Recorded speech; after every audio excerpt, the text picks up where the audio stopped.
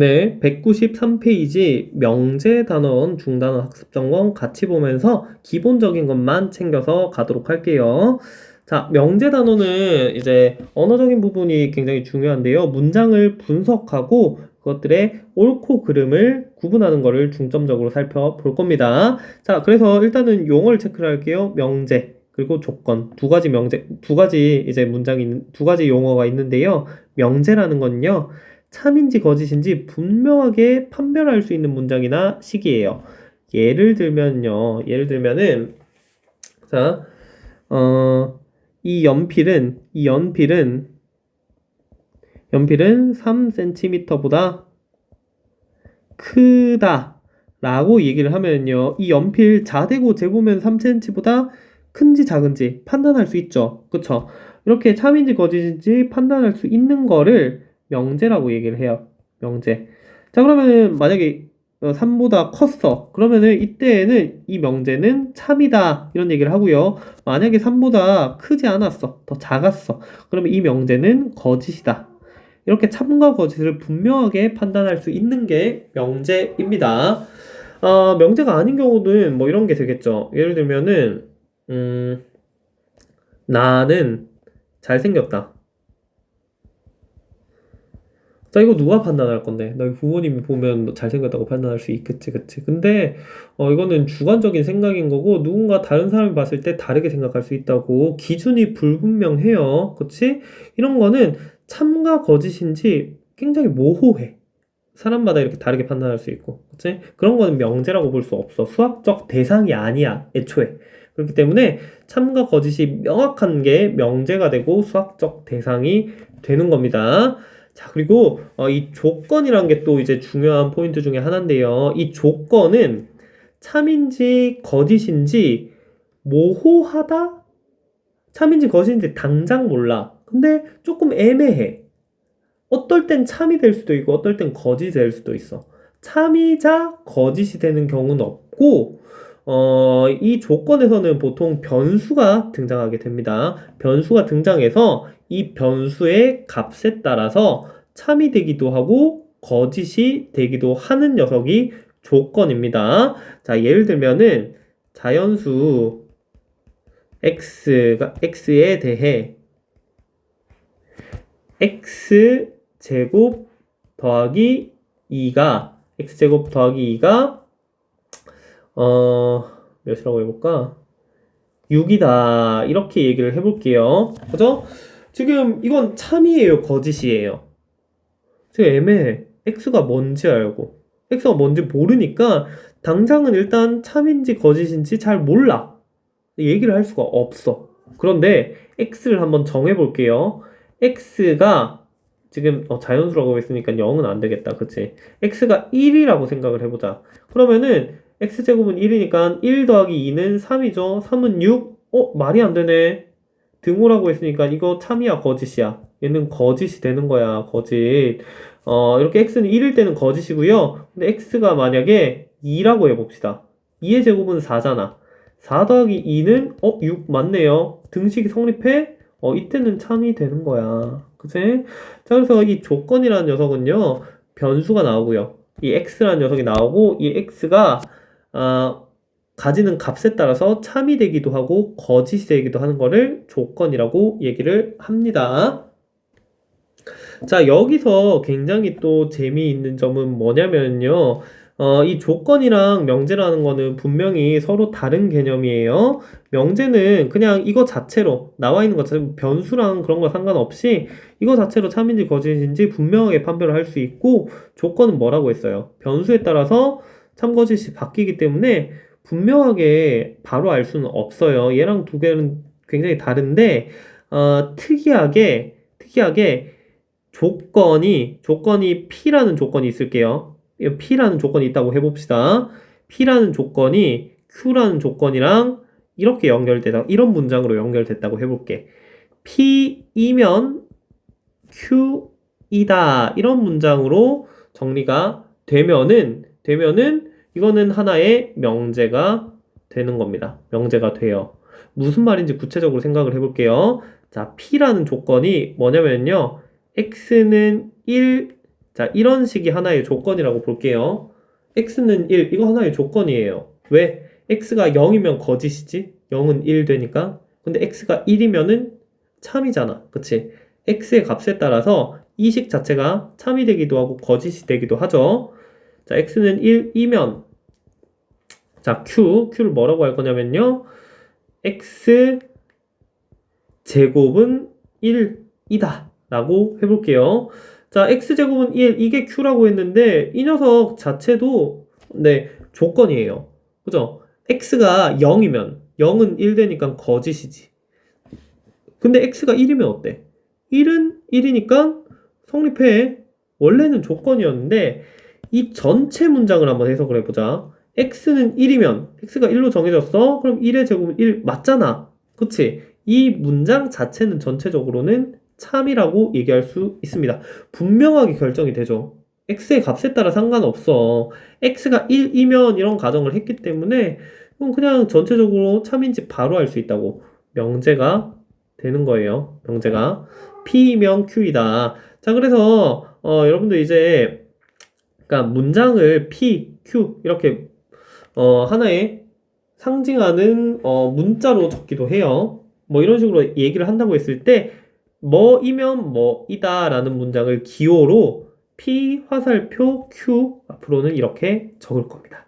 그래서 밑에 나오는 게 전부 다 그런 내용인 거예요. 자, 명제 P이면 Q이다. 이때 PQ는 조건이라고 했죠. 그쵸?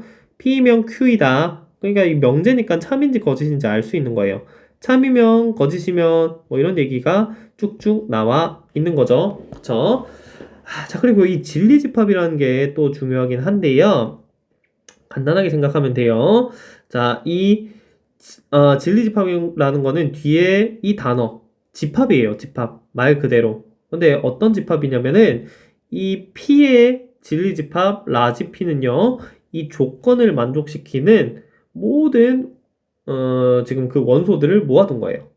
조건을 만족시키는 모든 그 x 값들, 변수 값들을 모아둔 것들이 이제 진리집합이 되는 겁니다. 이 진리집합 관계가 P이면 Q이다가 참일 때는 이렇게 포함 관계가 성립한대요. 자, 이게 어떤 의미를 또 가지는지 한번 보도록 하겠습니다. 라지 P라는 조건이 x가 뭐라고 할까? x제곱은 뭐 1, 뭐 이렇게 얘기를 해볼게요. 미안하다. 자, x는 2 이렇게 표현을 해볼게요. 자, 그러면은 이 조건을 만족시키는 진리집합은 어떻게 돼요? 라지 P는 자, 0 대입하면 0은 2 성립 안 하죠. 1 성립 안 해요. 2 하나밖에 없잖아. 그렇지? 진리집합은 2 하나만 되는 거야. 자, 이 Q라는 조건을 뭐라고 하냐면요. X제곱은 4라고 할게요. 자, 그럼 이 X제곱은 4를 만족시키는 진리집합 Q는 뭐가 돼요? 네. 2랑 마이너스 2가 되죠. 그죠? 자, 그러면은, 이 P이면 Q이다라는 문장을 한번 살펴볼게요. 자, X는 2이면은 X제곱은 4 맞나요? X가 2면은 여기 2 대입해서 2의 제곱은 4 맞잖아. 얘는 참이야. 참인데 지금 진리집합 라지 P랑 라지 Q의 관계를 볼까요? 이 2가 여기 있잖아. 그러니까 P가 Q에 속한다고 볼 수가 있지. 이 포함 관계까지 같이 성립하는 겁니다. 됐지요? 자, 그래서 이런 관계를 여러분들이 살펴볼 수가 있는 겁니다. 자, 여기 밑에 충분 조건, 필요 조건 나오는데요. 이건 어려운 건 아니고요. 쌤이 이때까지 계속 했던 거예요. P이면 Q이다 라고 얘기를 했을 때 이게 만약에 참일 때 어쨌든 이게 만약에 참일 때 앞에 있는 P는 뒤에 있는 Q의 충분 조건 그냥 하나의 용어예요. 충분 조건이라고 얘기를 하는 거고요. 뒤에 있는 Q는 앞에 있는 P의 필요 조건이라고 얘기를 합니다. 알겠죠? 그런데 이게 둘 다 성립해. 그러니까 한마디로 P이면 Q만 성립하는 게 아니라 Q이면 P다도 성립해. 그러면 양쪽 화살표를 다 쓸 수 있지. 그치? 이때는 필요 충분 조건이라고 얘기를 합니다. 자, 이때의 이 두 조건이 거의 완벽하게 같은 조건이라고 생각을 해도 무방해요. 자, 그러면은 기초문제 한번 보도록 하겠습니다. 명제를 말하는 학생. 기준이 명확해야 되죠? 작은 수 명확하지 않아요. 아니야. 자, x제곱은 1이면은 x는 1이다 라고 얘기를 했는데요. 아니지. x가 마이너스 1인 경우도 있잖아. 그치? 이 문장 자체는 거짓이야. 거짓. 참인지 거짓인지 판단할 수 있었지. 그러면 서진이 명제겠네요. 그치? 자, 수지. 지금 마이너스 x 이항하면은 3x, 3이 x보다 크다. 자, 이런 식이 나오는데 지금 이거는 x가 1, 2면 성립해. 근데 x가 4. 4면은 3이 4보다 작다. 이 말이 안 되잖아. 그치? x의 값에 따라서 참이 되기도 하고 거짓이 되기도 한다. 그럼 이건 뭐야? 조건이라고 얘기를 해야 되겠지? 자, 태워 보겠습니다. 얘 명제 아니에요. 정사각형은 평행사변형이다. 이거 맞나요? 그치? 정사각형 그려놓으면 얘랑 얘 평행, 얘랑 얘 평행하지? 그치? 이거 맞는 얘기야? 참이야? 참거짓 판단할 수 있었네? 태호는 명제를 얘기한 게 됩니다. 자, 2번 보도록 할게요. 명제의 역과 대우를 말하고 참 거짓을 각각 판별하시오 라고 얘기를 했는데요. 자, 쌤이 명제의 역이랑 대우를 말을 안 했네요. 명제가 간단하게만 여기 얘기할게요. 아까 P이면 Q이다 라는 명제를 살펴봤었죠. 명제의 역이라는 건 뭐냐면요. 이 앞뒤 순서를 바꾼 거야. Q이면 P이다. 이게 역이고요. 자, 대우라는 건요. 자, 이 앞뒤를 바꾸는데 부정을 해서 바꾼다라고 얘기를 해요. 자, not Q이면은 이 물결 표시가 아니다라는 거예요. 부정이다라는 의미를 담은 기호예요. not P이다. 자, 이런 걸 대우라고 합니다. 자, 이때 대우가 중요해요. 역보다 대우가 중요해요. 왜 중요하냐면은 잘 기억하세요. P이면 Q이다가 만약에 참이라고 할게요. 그러면은 not P면 not Q이다. 이 대우 문장도 항상 참이 돼요. 무조건 참이 됩니다. 그래서 이 대우를 강조해요. 그러니까 한마디로 대우라는 녀석은 원래 문장의 또 다른 표현일 뿐이지 의미가 달라지지 않는다. 또 다른 표현일 뿐이다. 라고 생각을 하면 됩니다. 자, 그러면은 자, 이거 보도록 할게요. 1번 6의 배수이면 화살표죠. 36의 배수이다 라고 얘기를 했네요. 지금 P이면 Q이다 라는 문장이 성립하려면요. 진리집합 간의 관계는 어떻게 돼야 된다 했어요. 진리집합 간의 관계가 이렇게 포함되어야 한다 했죠. 그쵸? 그러면 6의 배수의 집합은 어떻게 돼? 6, 12, 18. 자, 이런 것들이 6의 배수야. 그지? 그런데 Q, 36의 배수는 어때? 36, 36, 72, 이런 것들인데, 지금 이거 포함해? 62가 Q에 없잖아. 포함하지 않는다고. 그럼 얘는 참이다, 거짓이다? 얘는 거짓이라고 얘기를 할 수 있습니다. 자, 이때 역을 한번 적어보자. 역은 어떻게 돼? 역은 지금 앞뒤 순서 바꾼 거라고 했지. 역은 Q이면 P이다. 앞뒤 바꾼 건데, 자, 이때 Q가 36의 배수죠. 배수이면 어떻게 된다고? 6의 배수이다. 이게 역이 되는 거죠. 그쵸? 그럼 이때 대우는 어떻게 돼요? 대우는 not Q이면은 not P이다.